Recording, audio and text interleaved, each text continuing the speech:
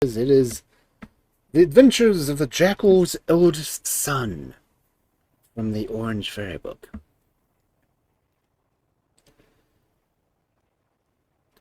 Now, though the Jackal was dead, he had left two sons behind him, every whit as cunning and as tricky as their father. The elder of the two was a fine, handsome creature, who had a pleasant manner and made many friends.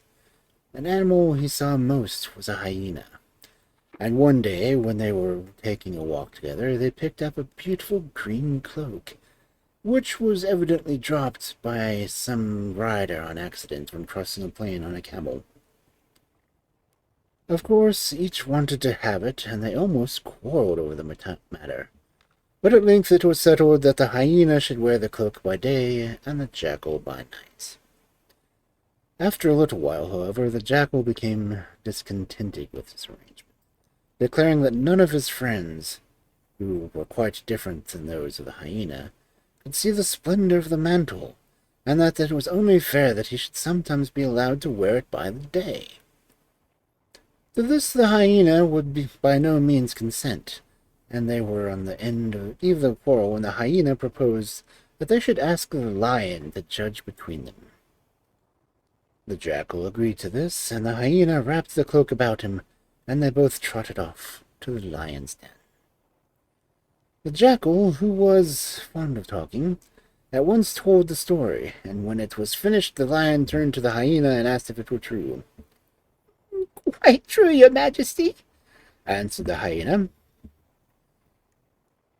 "Then lay the cloak at the ground at my feet," said the lion, "and I will give my judgment."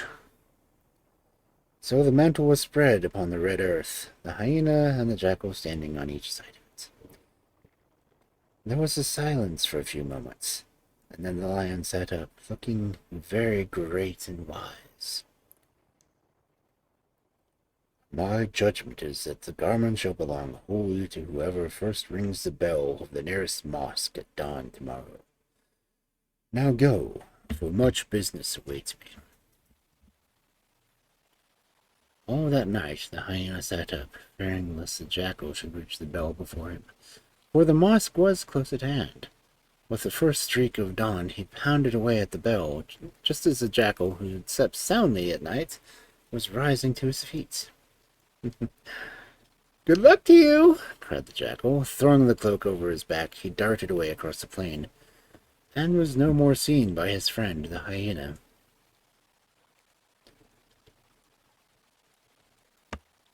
After running several miles, the jackal thought he was safe from pursuit, and seeing a lion and another hyena walking together, he strolled up to join them.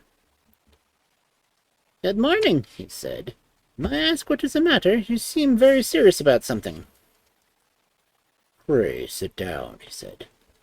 "May I ask what is the matter? You seem very serious about something." "No, wait. Sorry. Pray sit down," answered the lion. "We were wondering in which direction we should go to find the best dinner. The hyena wishes to go to the forest, and I to the mountains. What do you say?" "Well, as I was sauntering across the plain just now, I noticed a flock of sheep grazing, and some of them had wandered into a little valley quite out of sight of the shepherd. If you keep among the rocks, you will never be observed, but perhaps you will allow me to go with you and show you the way." "You are really very kind," answered the lion. And they crept steadily along, till at length they reached the mouth of the valley, where the ram, sheep, and a lamb were feeding on such rich grass, completely unconscious of the danger. "How shall we divide them?" asked the lion, and whispered to them. "Oh, it is easily done," replied the hyena. "The lamb for me, the sheep for the jackal, and the ram for the lion." "So, I am to have the lean creature, with nothing but horns, am I?" cried the lion in a rage. "I will teach you to divide things in such a manner." And he gave the hyena 2 great blows, which stretched him dead in a moment. And then he turned to the jackal and said, "How would you divide them?" Oh, quite differently from the hyena, replied the jackal. You will breakfast off the lamb, and you will dine off the sheep, and you will sup off the ram. Dear me, how clever you are. Who taught you such wisdom? Exclaimed the woman, looking at him admirably. The fate of the hyena, answered the jackal, laughing and running off at his best speed, for he saw two men with spears coming close behind the lion. The jackal continued to run until at last he could run no longer. He flung himself under a tree, panting for breath, when he heard a rustle among the grass, and his father's old friend, the hedgehog, appearing before him. "Oh, it is you," asked the little creature. "How strange that we should meet so far from home." "I've just had the narrow escape of my life," gasped the jackal, "and I need some sleep.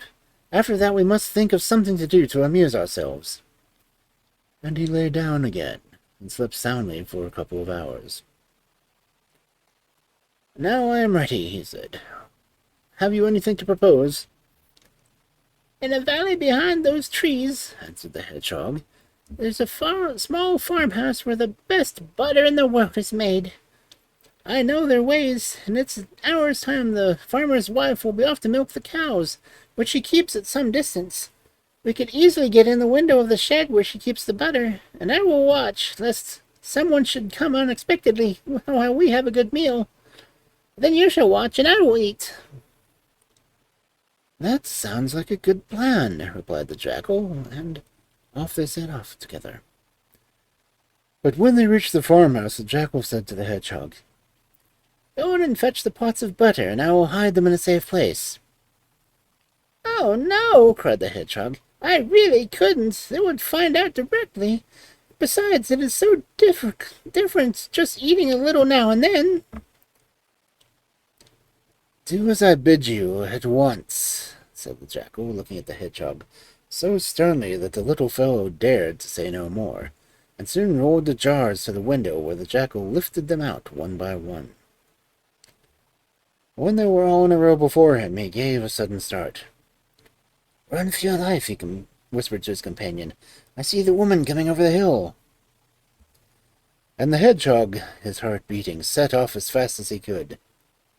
The jackal remained where he was, shaking with laughter, for the woman was not in sight at all, and he had only sent the hedgehog away because he did not want him to know where the jars of butter were buried. But every day he stole out of their hiding place and had a delicious feast. At length one morning the hedgehog suddenly said, "You never told me what you did with those jars." "Oh, I hid them safely till the farm people should have forgotten all about them," replied the jackal. "But as they're still searching for them, we must wait a little longer, and then I'll bring some home, and we shall share them between us." So the hedgehog waited and waited, but every time he asked where they were, there was no chance of getting the jars of butter. The jackal did not put him off with some excuse. After a while, the hedgehog finally became suspicious and said, "I should like to know where you have hidden them. Tonight, when it is quite dark, you shall show me the place." "I can't really tell you," answered the jackal. "You talk too much that you might be sure to confide the secret to someone, and then we should have all our trouble for nothing. Besides, running the risk of our necks being broken by the farmer, I can see that he is getting disheartened, and very soon he will give up the search. Have patience, just a little longer." The hedgehog said no more, and pretended to be satisfied. But when some days had gone, he woke the jackal, who was sleeping soundly after a hunt, which had lasted several hours. "I just had notice," remarked the hedgehog, shaking him, "that my family wish to have a banquet tomorrow, and they have invited you to it. Will you come?" "Certainly," answered the jackal, "with pleasure. But I have to go out in the morning, and you can meet me on the road." "That will do very well," replied the hedgehog, and the jackal went to sleep again, and he was obliged to be up early. Punctual to the moment, the hedgehog arrived at the place appointed to the meeting, and as the jackal was not there yet, he sat down and waited for him. "Ah, there you are," he cried when a dusky yellow form had last turned the corner. "I had nearly given up on you. Indeed, I almost wish you had not come, for I hardly know where I should hide you." "Why should you hide me anywhere?" answered the jackal. "What is the matter with you?" "Well, so many of the guests have brought their dogs and mules with them, and I fear it may hardly be safe for you to be among them. No, don't run off that way," he answered quickly, "because there is another troop that are coming over the hill. Lie down here and I will throw the sacks over you, and keep you safe for a little while, whatever happens." And what did happen was, and then the jackal was lying covered up underneath the little hill, and the hedgehog set some great stone rolling, which crushed him to death.